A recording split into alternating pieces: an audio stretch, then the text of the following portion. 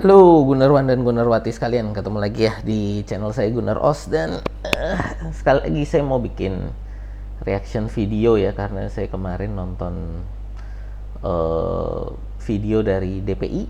Dan ya, saya ada beberapa hal yang menurut saya, ya saya nggak setuju lah gitu loh dengan opini-opini mereka gitu ya.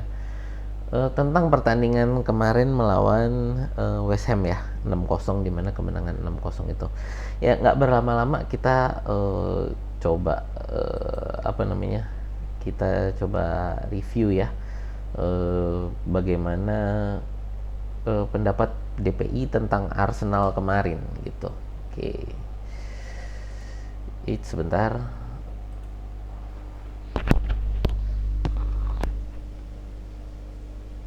Tanya untuk fans Liverpool maupun untuk gue. Ya. Nah, Arsenal masalahnya cuma satu, nggak punya striker, susah cetak gol. Oke? Nah, kemarin kalau lu lihat, bukan kemarin, musim ini mereka sudah menemukan Arsenal itu punya pelatih khusus buat set piece. Oke, ada ya dia. Ada. Ada. Nah, ini ya teman-teman, satu yang tentang pelatih set piece ini, Nicolas Hover ya. Nicolas Hover ini bukan baru ketemu ya. Jadi Nicolas Hover ini sudah menjadi pelatih set piece Arsenal sejak dibajak dari Manchester City Desember 2019. Jadi sejak Desember 2019 Arsenal itu sudah merekrut Nicolas Hover. Dan memang sejak kehadiran Hover, gol-gol Arsenal melalui set piece itu semakin bertambah, jadi semakin naik setiap musim. Jadi memang baru musim ini sih menjadi peringkat satu dalam urutan gol set piece. Tapi bahwa set piece itu Arsenal sudah membangun sejak 2019 dengan kehadiran Nicolas Hover. Bahkan itu sempat di media-media Inggris itu sempat diejek lah Arsenal gitu ya. Untuk apa sih pakai pelatih set piece itu nggak perlu gitu. Jadi kayak rekrutmen yang sia-sia gitu ya, diberitakannya seolah-olah ini pelatih nggak penting gitu loh. Pelatih khusus set piece itu nggak penting. Tapi Nicolas Hover ini mulai dikenal itu sejak, sebenarnya apa ya, bukan dikenal, lebih ke diapresiasi gitu ya, itu sebenarnya sejak musim 2021-2022 lah kalau nggak salah.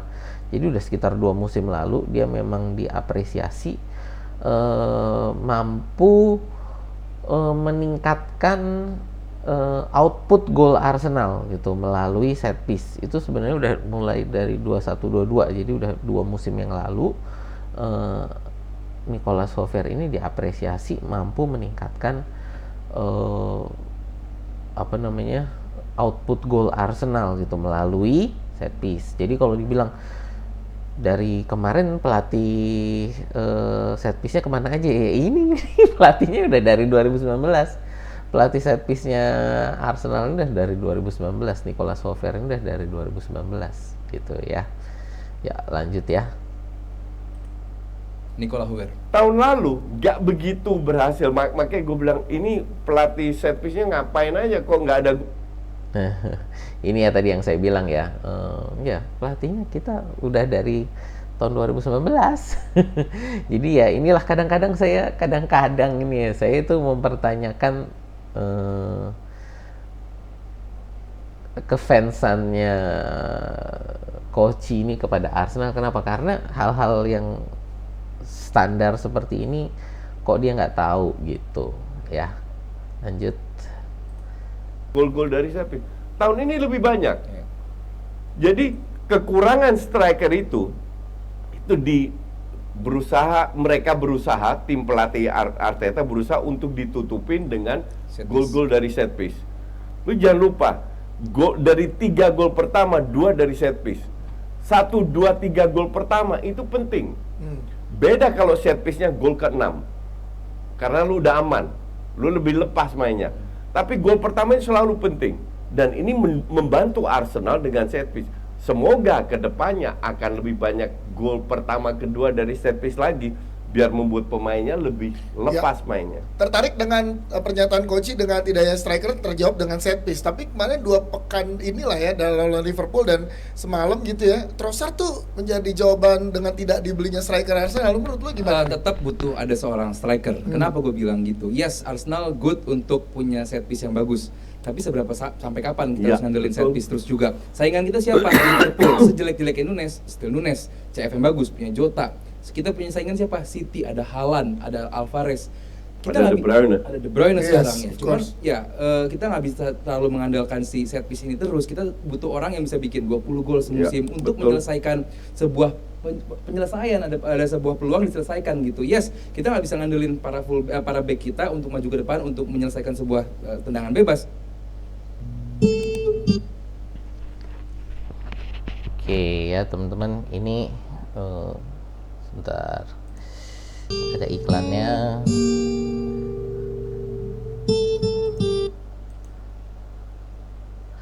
Oke, cuman saya mau apa ya? Ya ini mau bereaksi terhadap tadi ya, bahwa Arsenal butuh striker. Saya pernah bikin video bahwa Arsenal nggak butuh striker gitu ya. Yang saya revisi pendapat saya, jadi pendapat saya revisi, berarti bahwa Arsenal bukan tidak butuh striker, Arsenal butuh upgrade dari Eddie Nketiah. Berbeda ya. Jadi saya masih pada pendapat saya bahwa Arsenal tidak butuh striker murni macam Haaland, macam Højlund, macam Nunes. Arsenal tidak butuh striker-striker seperti itu. Bahwa kita butuh upgrade dari Eddie Nketiah, ya, saya menyatakan bahwa ya kita butuh upgrade dari Eddie Nketiah.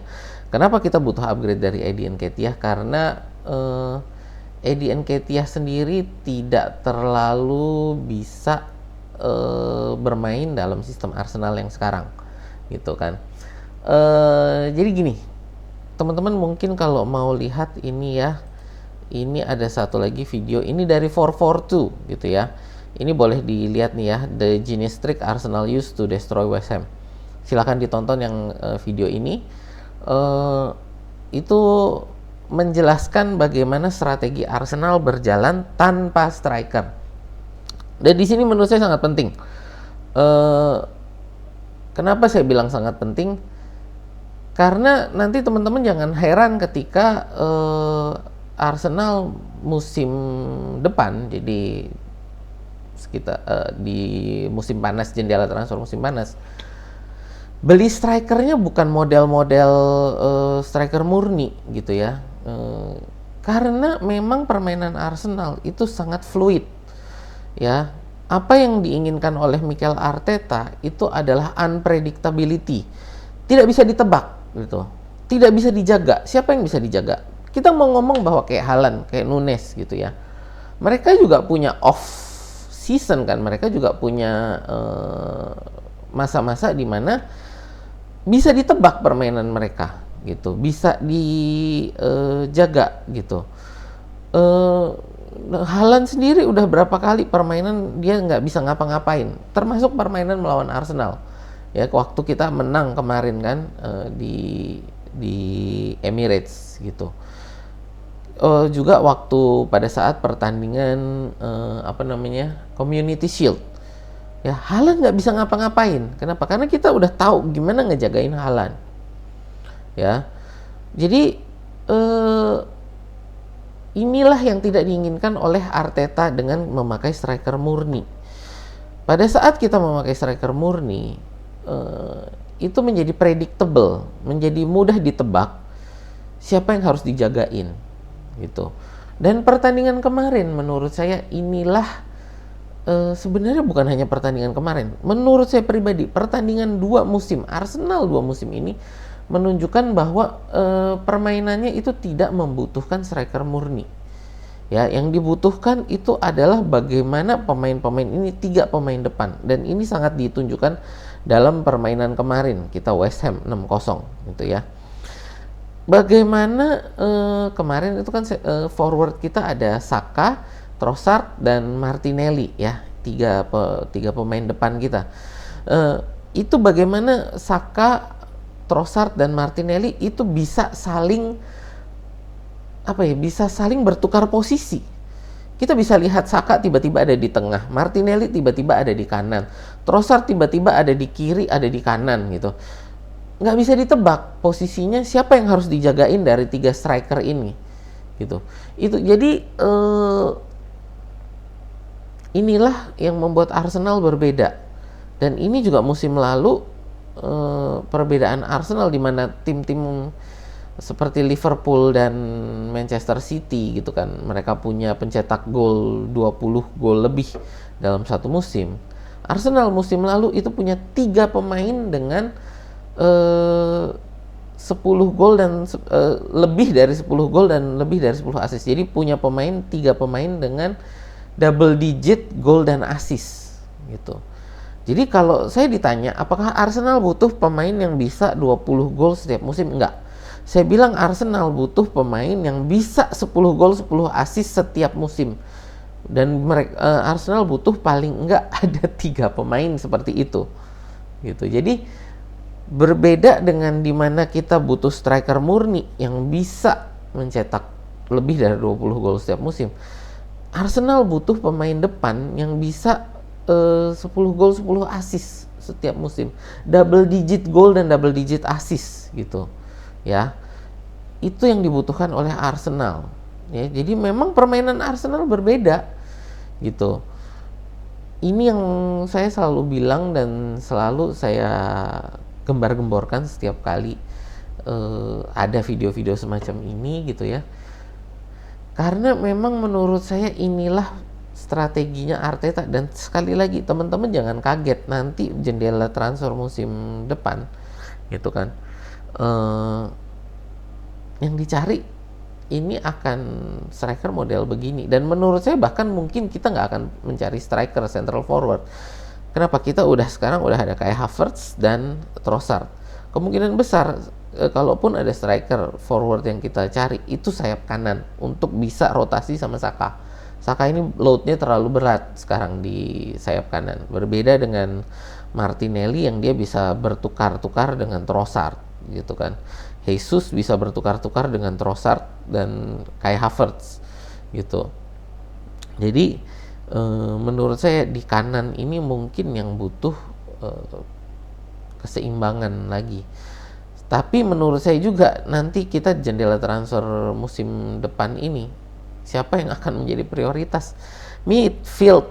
Lihat, midfield yang akan menjadi prioritas gitu. Ya, kenapa? Kita butuh untuk pelapis dari Declan Rice, Odegaard mungkin juga perlu pelapis. Kita masih belum tahu ini untuk Emil Smith Rowe bagaimana konsistensi dia, karena kemarin cedera lagi Smith Rowe gitu kan. Jadi di tengah ini kita butuh untuk posisi kiri, kanan, tengah ya, untuk pelapisnya. Posisi kiri, midfield kiri gitu tuh siapa sih sebenarnya gitu ya, kan tukar-tukar tuh Havertz, Smith Rowe, Jorginho gitu ya, Declan Rice kadang-kadang di situ. Nah di kanan ini Odegaard yang juga menurut saya belum ada pelapisnya. Sekarang Declan Rice juga belum ada pelapisnya. Itu menurut saya yang akan menjadi prioritas Arsenal. Lihat aja nanti ya di jendela transfer musim depan itu. Striker menurut saya Arsenal nggak terlalu butuh lah gitu. Oke, lanjut ya. Bebas atau corner, kita nggak bisa tiap pekan begitu. Belum nanti Liga Champion makin berat, apalagi Liga Champion. It's all about detik hitungannya. Lu bisa memanfaatkan momentum ya. 3 tahun lalu waktu nggak juara kalah di Madrid gara-gara nggak bisa manfaatin satu momen. Tahun lalu dia punya Haaland, setiap momentum setiap diselesaikan. Ini yang belum ada di Arsenal saat ini. Ya sekarang kita punya Trossard. Dan gue nggak pengen kita seolah-olah dengan ini juga yang saya kurang setuju ya, bahwa kemarin itu waktu final Liga Champions Haaland sendiri nggak terlalu kelihatan kan gitu. Kenapa? Karena bisa dijagain Haaland. Cuman memang permainan sebagai tim musim lalu untuk Manchester City bisa menjuarai final Liga Champions-nya itu lebih ke permainan tim, bukan ke Haalandnya sendiri. Haaland kalau mau dilihat silahkan di review lagi pertandingan final Liga Champions musim lalu, itu Haaland hilang gitu. Haaland nggak kelihatan gitu ya, dan hampir menurut saya juga itu bukan hanya final Liga Champions. Teman-teman boleh review deh pertandingan-pertandingan Manchester City musim lalu di masa-masa final itu. Jadi pertandingan-pertandingan final itu Haaland itu selalu kayaknya bisa dijagain gitu ya. Itu coba di review deh teman-teman. Saya ingat banget itu. Jadi Haaland itu justru pada pertandingan-pertandingan final itu nggak terlalu kelihatan. Menang 6-0 lalu job done. Enggak, masih banyak sekali PR-nya, dan kemarin emang West Ham ini drop sedrop-dropnya banget. Sejak kalahnya Arsenal itu, West Ham bermain sangat drop, dan apalagi kemarin 4-0 babak pertama West Ham nggak ngapa-ngapain. Jadi buat gua ini bukan hal yang harus dibanggakan. Yes, kita 19 gol dari set piece musim ini terbaik di liga. Yes, oke. Cuman kita nggak bisa terlalu rely on itu gitu. Kita harus fokus ke menu utama, yaitu sebuah serangan yang bagus diselesaikan oleh penyerang yang bagus. Itu fokus utamanya, karena saingan kita City dan juga Liverpool punya itu gitu. Punya keunikan yang tadi Coach bilang ya. Iya, dan karena sekarang nggak ada pilihan juga, jadi lu harus mau nggak mau lu tergantung. Jangan lupa tahun lalu lu berapa berbulan-bulan di atas lo. Ya. Dan 8 match terakhir lu drop. Nah ini nggak boleh terulang lagi. Dalam arti. Nah, ini juga ya yang saya selalu ngomong, bahwa musim lalu itu dropnya Arsenal itu bukan masalah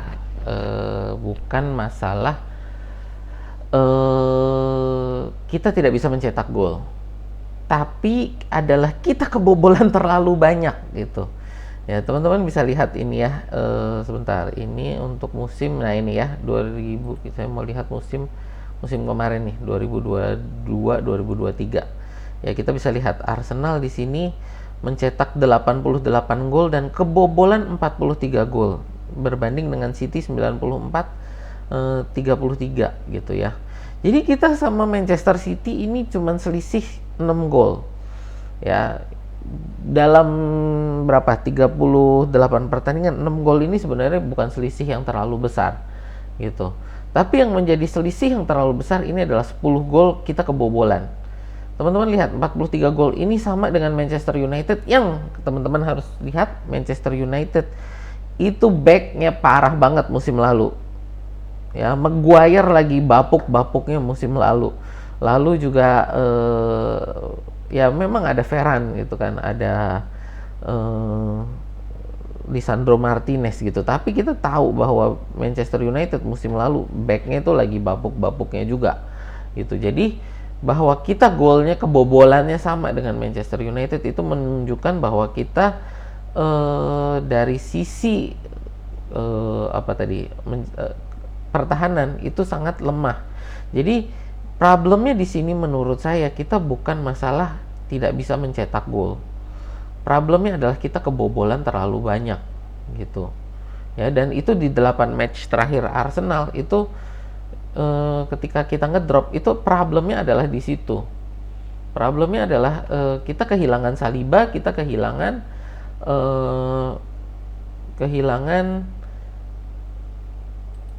Thomas Partey ya. Jadi kita kehilangan Saliba, kita kehilangan Thomas Partey. Itu yang membuat kita ngedrop. Jadi dropnya Arsenal kemarin itu adalah dari sisi pertahanan, kita tidak mampu menjaga lawan agar tidak bisa mencetak gol gitu. Ya, bukan karena kita tidak bisa mencetak gol, tapi bahwa kita kebobolan terlalu banyak. Makanya kemarin musim panas kemarin yang pembeliannya siapa? Kiwior, itu adalah Jurrien Timber dan Declan Rice. Ya, musim kemarin ini yang menjadi titik vokal pembelian kita adalah Jurrien Timber dan Declan Rice. Di jendela transfer musim lalu pun yang Januari kalau nggak salah itu Kiwior, itu kan salah satu yang kita kejar gitu ya, selain Trossard dan waktu itu kan yang lagi heboh-hebohnya Mudryk ya, terus kita dapat Trossard. Jadi kita memang mencari sisi sebelah kiri untuk bisa berotasi dengan Martinelli, karena waktu itu Martinelli tidak punya rotasi. Di sebelah kanan kita masih punya Reiss Nelson. Reiss Nelson juga musim ini yang lumayan lah ya gitu, tapi menurut saya juga perlu di-upgrade. Ya itu, jadi yang menjadi salah satu titik vokal pembelian kita musim lalu itu adalah Jakub Kiwior, di mana pembelian Kiwior itu sangat dirahasiakan.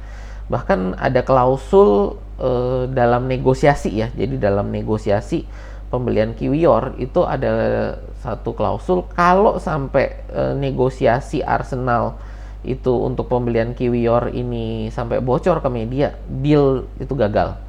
Ya, jadi pembelian akan digagalkan kalau sampai berita Kiwior ini bocor ke media, negosiasi Arsenal untuk pembelian Kiwior ini sampai bocor ke media, itu akan dibatalkan pembeliannya.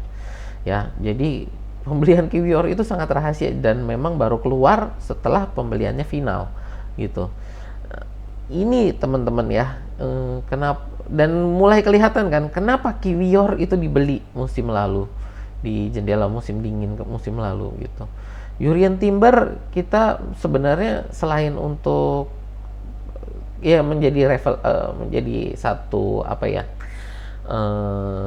pencerahan ketika dia bisa menggantikan Zinchenko, tapi sebenarnya kalau saya lihat Timber itu tujuan utamanya adalah untuk melapis Saliba ya, dimana kita musim lalu kehilangan Saliba, kehilangan Thomas Partey, habis pertahanan kita nggak bisa menjaga gitu. Jadi sekali lagi, problem kita musim lalu itu bukan penyerangan. Musim ini pun problem kita bukan penyerangan. Problem kita adalah defense gitu. Sekali lagi, saya bilang problem kita adalah defense. Musim ini pun ketika kita lagi ngedrop gitu kan, itu pertahanannya lagi nggak karuan gitu. Ya, itu yang harus dibenahi gitu. Dan sekali lagi tadi ya teman-teman, ini nonton yang ini dari 442 ya, nanti mungkin kalau sempat ada waktu saya akan bahas dari video yang ini ya. Oke, lanjut ya. Mental mereka harusnya lebih kuat, karena semenjak mereka balik dari Dubai, golnya itu lebih dari 1 semua. Fluid ya. Coach, tapi sedikit kalau dari lo, andalannya Arteta dengan Trossard ini, lo melihatnya seperti apa, Coach? Enggak. Nggak ada sama sekali? Gue lihat gini, Trossard main sebagai striker bukan pertama kali. Dan apakah dia sering cetak gol? Enggak juga. Iya kan? Jadi gue setuju dan itu udah berpuluhan kali gue bilang. Arsenal butuh seorang killer, goal getter. Baru kalau lu punya goal getter, tim ini dipertahankan dan tetap nggak juara, pecat itu Arteta. Walaupun nggak ada alasan untuk nggak juara. Walaupun shout out untuk Arsenal dan Arteta saat ini gitu, dengan tanpa striker pun bisa sebagus ini dengan GD sama 31 sama kayak City. Dengan City yang saat De Bruyne cedera, lu punya pemain-pemain yang di benchnya kita tahu sendiri lah kayak mewah. Gimana. Sayap kiri ada Doku, ada Grealish di depan, ada Haaland, ada Alvarez, Foden, namanya nggak bisa kita berhenti untuk kita bahas bagusnya City gitu. Cuman dengan kapasitas yang kita ada saat ini, Arsenal ada saat ini, bisa loh compete dengan dua tim tersebut, Liverpool dan City. Cuman gue nggak tahu nih bisa sampai kapan bensinnya tetap ada, karena tahun lalu pun kita lebih bagus, justru nggak tahu ya kalau poinnya lebih bagus atau enggak. Tapi di peringkat 1 di momen sekarang ya. Yes. Cuman ada fasenya momennya cedera Saliba, terus kayak kehilangan bensinnya tuh benar-benar kehabisan bensin. Nah, gue nggak mau itu kejadian di musim ini, karena kita bisa compete dan gue harap sampai pekan-pekan terakhir compete gitu. Oke. Tahun lalu itu Arsenal tahun-tahun. Nah, tadi kan sebenarnya dibilang sendiri, kita momen kita kehabisan bensin itu Saliba. Jadi bukan karena Martinelli cedera atau Gabriel Jesus cedera atau Saka cedera yang menjadi momen kita kehabisan bensin musim lalu. Saliba hilang sama Thomas Partey itu ya, jadi itu problemnya. Bukan kita tidak bisa mencetak gol musim lalu loh, kan tadi kita udah lihat ini ya, nih Arsenal 88 gol. Masalahnya ini adalah kebobolan 43 golnya ini. Gitu. Ya, jadi bukan masalah kita beda 6 gol sama Manchester City dalam 94 berbanding 88, tapi yang menjadi masalah ini adalah 33 sama 43 ini. Ya, City kebobolan hanya 33, kita kebobolan 43. Itu yang menjadi problem. Coba lihat nih, Liverpool kan kebobolan 47, mereka ada di peringkat 5 gitu. Jadi ya ini yang menjadi problem menurut saya, pertahanan gitu. Dan itu tadi diakui sendiri bahwa problemnya adalah ketika Saliba cedera gitu kan. Momen kita anjlok musim lalu itu Saliba cedera. Sebelumnya gue selalu bilang lawan City Liverpool lah, itu calculated loss. Tahun ini nggak ada lagi. Ya. Disikat semua kok. City disikat di kandang. Kan tahun lalu sempat menang Super Cup kalau nggak salah ya, lewat adu penalti atau extra time ya kan. Tapi di Liga menang juga, Liverpool menang sekali seri, sekali menang, jadi nggak ada alasan lagi untuk lu tidak target lu juara. Kalaupun seandainya Arsenal juara tahun ini, tahun depan tetap harus datangin striker. Tapi Arteta tetap berarti kalaupun juara, lo berarti Ya. Arteta tetap ya. So far kita Oke. Ya tadi. Ya sekali lagi kalau dari sisi bahwa melawan City, melawan Liverpool itu tidak menjadi calculated loss, saya setuju bahwa musim ini kita sudah menunjukkan bahwa kita bisa mengimbangi permainan mereka, dan ya sudah bukan calculated loss lagi, apalagi dengan pembelian pemain sekelas Declan Rice gitu kan. Jadi melawan City, melawan Liverpool itu sudah bukan lagi calculated loss. Saya setuju bahwa ini dalam melawan tim-tim ini kita harus bertujuan menang, apakah itu di Emirates, apakah itu nanti di Etihad, apakah itu di White Hart Lane gitu, White Hart Lane, di Anfield gitu ya. Dimanapun kita bermain, tujuannya sudah harus bisa memenangkan pertandingan tersebut gitu kan. Ya ini jadi menurut saya satu hal yang penting yang harus dijaga juga oleh Arteta gitu kan, bahwa melawan tim-tim ini kita harus menargetkan kemenangan, dan bahwa musim ini Arsenal menargetkan juara Liga menurut saya dari permainan yang mereka tunjukkan memang menargetkan itu gitu kan, untuk bisa bersaing di papan atas.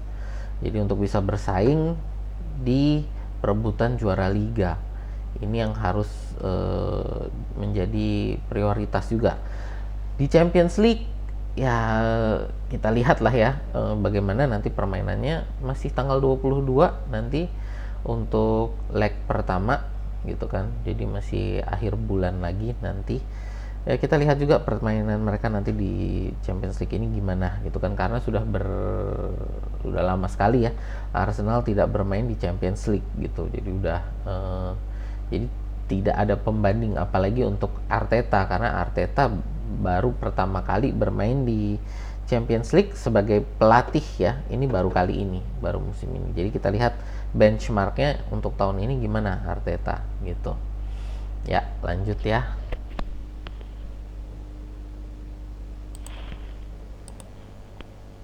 nggak bisa ada alasan buat Arteta out sih. Iya. Kecuali nggak juara tadi yang coach bilang. Bukan Ya. ini. Kalau juara bonus kasih coach. Bonus. Iya kan, juara Iya. tuh bonus. Lu Gini, bisa gini. perform lawan Yang gue Liverpool kritik nggak? Arteta itu bukan Juara nggak juara. bukan juara nggak juara, bukan permainan, Perform-wise. tapi pembelian pemain kayak tai. Oke, menarik juga kemarin. Nah ini ya tadi pembelian pemain. Menurut saya sekali lagi ini banyak fans Indonesia ini melihat pembelian pemain ini kacamatanya beda ya. Menurut aku ini karena kalau pembelian pemain di Arsenal itu yang bertanggung jawab sebenarnya bukan hanya Arteta. Jadi pembelian pemain itu di Arsenal itu ada 3 orang ya yang menjadi titik utama pembelian. Itu yang menjadi punya tanggung jawab pembelian itu adalah Arteta, Edu dan Richard Garlick. Jadi 3 orang ini yang punya andil besar dalam pembelian pemain ya. Kalau kita ngomong Edu ya udah jelas dia sporting director kita, Arteta sebagai head coach gitu kan, dan Richard Garlick ini siapa? Richard Garlick ini adalah orang yang bertanggung jawab terhadap negosiasi kontrak. Jadi ya pembelian pemain ini kalau teman-teman ngikutin beritanya Arsenal bahwa oh ya satu lagi sama si CEO-nya siapa namanya, agak susah, Vinay Rankatesham, satu lagi orang keempat, Vinay Rankatesham sebagai CEO yang akhir tahun ini akan mengundurkan diri. Jadi CEO Arsenal ini Vinay Rankatesham ini juga salah satu orang yang bertanggung jawab. Jadi ini untuk pembelian pemain bukan hanya Arteta yang memutuskan. Jadi 4 orang ini ya tadi ya,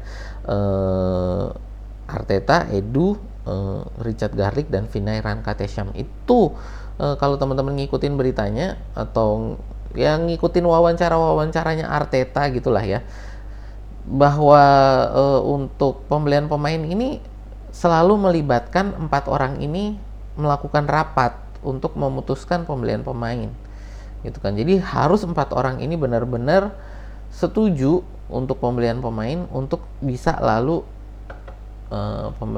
negosiasi pembelian pemain itu lalu dijalankan gitu. Nah ini yang juga akan menarik tadi yang saya bilang ya, bahwa Vinay ini akan mengundurkan diri akhir musim ini. Jadi sudah dari awal musim ini sudah diumumkan bahwa Vinay itu akan mengundurkan diri, dan akhir tahun ini jabatan dia sebagai CEO Arsenal akan selesai. Nah ini yang akan menarik adalah siapa akan menggantikan Vinay akhir musim ini gitu kan. Karena ini sangat penting bagi Arsenal untuk kerangka pembelian pemain itu, karena penggantinya Vinay ini nanti akan masuk juga dalam pengambilan keputusan pembelian pemain gitu. Jadi dan tadi yang kalau dibilang kayak tai gitu, saya mau ngomong bahwa kacamatanya beda kayaknya gitu kan, antara yang dilakukan oleh Arsenal dengan apa yang diharapkan oleh fans terutama fans Indonesia gitu kan. Arsenal ini bermain di pasar transfer di mana terdapat klub-klub yang tidak punya tanggung jawab finansial gitu kan. Kita punya klub-klub seperti Manchester City, PSG, lalu juga Chelsea ya, 3 klub ini di mana mereka tidak punya tanggung jawab finansial. Dalam artian apa? Mereka pembelian pemain tuh kayak orang gila gitu kan, kayak bakar duit. Kita udah lihat untuk Chelsea, mereka udah kena karmanya sendiri Chelsea ya, pembelian pemainnya amburadul.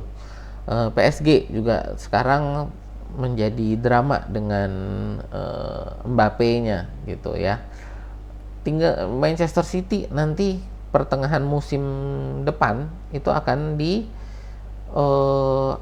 diadili untuk 115 pelanggaran gitu, pelanggaran FFP gitu. Nah inilah yang harus menjadi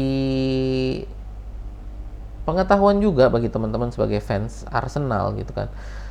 Kita melakukan pembelian pemain ini dengan tanggung jawab finansial gitu. Jadi karena kita punya tanggung jawab finansial, kita ini pembelian pemainnya memang tidak membeli pemain-pemain top gitu kan. Bahwa kayak Osimhen, kita nggak akan rebutan Osimhen. Lihatlah, percayalah, kita nggak akan rebutan Osimhen. Kenapa? Sekali lagi saya bilang, satu, kita nggak butuh striker seperti Osimhen.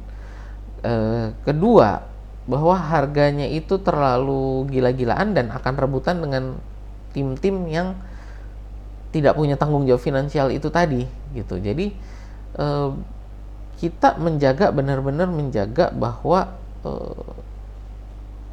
keuangan ini Arsenal ini harus bisa bertanggung jawab gitu loh. Nah ini yang teman-teman juga jadi harus paham, kenapa pembelian pemain Arsenal itu kok kayak dari ke channel-channel yang tidak konvensional gitu. Jadi nanti beli pemain kok pemain yang belum dikenal namanya gitu kan. Jadi kayak kita musim ini yang pemain yang pembelian yang dikenal namanya itu paling Declan Rice. Jurrien Timber sendiri pun itu kan namanya baru naik setelah dikaitkan dengan Arsenal yang mau beli gitu kan. Oke, dia memang bagus di Ajax. Tapi bahwa namanya baru naik itu kan setelah memang dibeli oleh Arsenal gitu. Ya jadi jangan heran kalau Arsenal juga pembeliannya itu nanti pemain-pemain yang tidak terlalu dikenal tapi kok tiba-tiba namanya naik gitu. Ya ini jadi jangan heran. Karena ya memang ini kita mencoba pembelian pemain yang tidak konvensional tadi channelnya.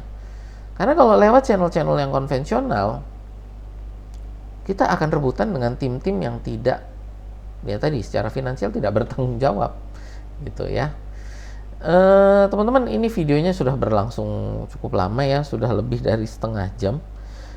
Dan menurut saya juga ini sudah inti utama dari video ini menurut saya juga sudah kita bahas ya. Jadi saya ingin menyudahi untuk video kali ini, video reaksi saya.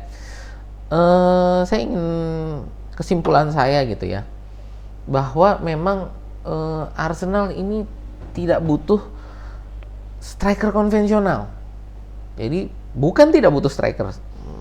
Jadi saya merevisi bahwa kalau saya dulu mengatakan kita tidak butuh striker, tapi saya merevisi bahwa kita tidak butuh striker konvensional. Ya, jadi percayalah, yang dicari Arsenal bukan pemain yang bisa 10 gol setiap musim. Yang dicari nanti adalah pemain yang bisa 10 gol dan 10 assist setiap musim. Double digit goal assist. Gitu ya. Itu yang kemungkinan besar akan dicari oleh Arsenal gitu. Nah, jadi itu sih dari saya teman-teman untuk video reaksi saya. Terima kasih yang sudah menonton. Ini videonya sudah berlangsung lama sekali, hampir 40 menit ini ya. Salah satu video terlama saya. Jadi terima kasih kalau yang udah nonton sampai sepanjang ini. Terima kasih. Saya tidak akan memperpanjang lagi. Semoga pembahasan ini juga menarik bagi teman-teman.